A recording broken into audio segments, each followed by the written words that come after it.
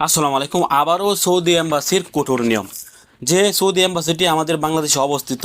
যদি আপনি আবার নতুন করে সৌদি আরবে আসতে চান বা যারা নতুন প্রবাসী সৌদি আরবে আসতে চাচ্ছেন, এই সার্টিফিকেটটি না দিলে সৌদি এম্বাসি আপনার পাসপোর্ট বা আপনার বইটিকে তারা স্টাম্পিং করবে না। এই সার্টিফিকেট ছাড়া এক কথায় আপনার ভিসা সৌদি এম্বাসি থেকে লাগবে না বা স্টাম্পিং হবে না।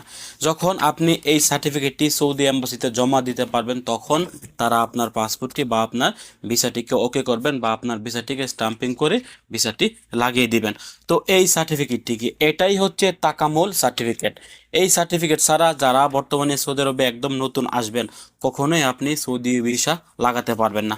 সৌদি এম্বাসি আবারও কঠোর নিয়ম করেছেন। এখানে বলা হয়েছে যে তাকামুল সার্টিফিকেট 118টি পেশায় যারা সৌদি আরবে আসবেন বা 118টি পেশার বিষয় যারা সৌদি আরবে আসতে যাচ্ছেন, আপনাদের লাজিম বাধ্যতামূলক এই সার্টিফিকেট লাগবে।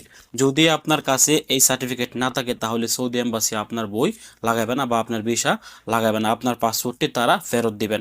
আজকের আগ পর্যন্ত যাদের ভিসা লেগে গেছে তাদের এই সার্টিফিকেট দরকার নাই, কিন্তু আগামী সপ্তাহ থেকে রবিবার থেকে যারাই ভিসা লাগাবেন বা যারাই বই জমা দিবেন সৌদি এম্বাসিতে, তার সাথে আপনাকে এই সার্টিফিকেটটি জমা দিতে হবে। এটা হচ্ছে স্কিল আনস্কিল সার্টিফিকেট। আপনারা সৌদি আরবে যে বিষয় বা যে পেশায় সৌদি আরবে আসতে যাচ্ছেন, আপনারা ওই কাজটি পারেন কিনা, আপনার বইয়ের মধ্যে বা আপনার বিষয়ের মধ্যে যে পেশাটি এখানে লেখা আছে, ওই পেশায় বাংলাদেশে পরীক্ষা দিয়ে তারপর আপনাকে এই সার্টিফিকেটটি অর্জন করতে হবে।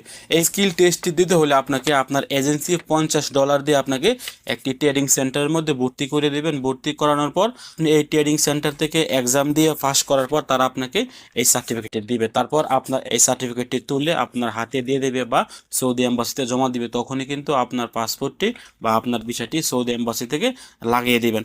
তো এই সার্টিফিকেটটি আপনি কোথা থেকে পাবেন? দেখেন, এই সার্টিফিকেটটি 3টি ধাপ আছে। যখন আপনার এজেন্সি আপনার জন্য এই ট্রেডিং এর জন্য বুকিং করবেন, তখন তারা আপনাকে এরকম একটি পেপার দিবেন যে আপনার বুকিংটি কনফার্ম হয়েছে।